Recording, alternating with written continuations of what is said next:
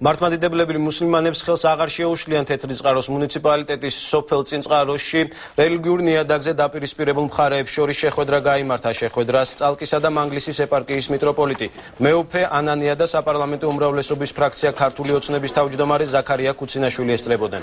მართლმადიდებლებისა და მუსლიმანის წარმომადგენლები დაპირისპირების შეწყვეტაზე შეთანხმდნენ. დღესვე გადაწყდა, რომ ადგილობრივი მართლმადიდებლები მუსლიმანებს ხელს არ შეუშლიან. ზაქარია კუცინაშვილმა მათ სიმბოლური საჩუქრები წმინდა გიორგის ხატი და ყურანი გადასცა. დეტალები ნახეთ 9 საათზე თამარ გოგესაშვილის სიუჟეტში.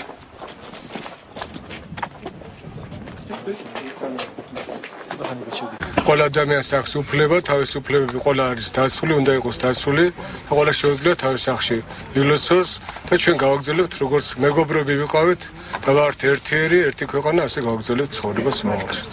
როცვას ჩავატარებთ მხოლოდ და მხოლოდ ჩვენ სოფლელები, არ განმეორდება ის ფაქტები, რომ სხვა სოფლიდან იყვნენ მოსული სალოცავად აქ.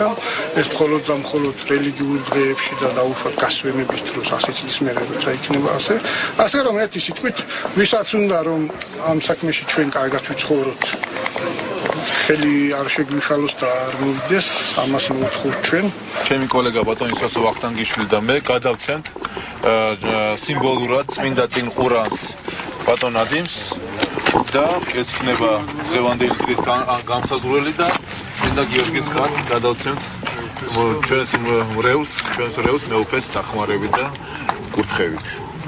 დიდი მადლობა მეგობრებო, მე მგონი ძალიან მნიშვნელოვანი დღეა, რომ ქართველებმა ვანახეთ, როგორ შეიძლება არაძალადობრივი, არა კონფლიქტური სახით მოვაგვაროთ ერთმანეთში არსებული გაუგებრობები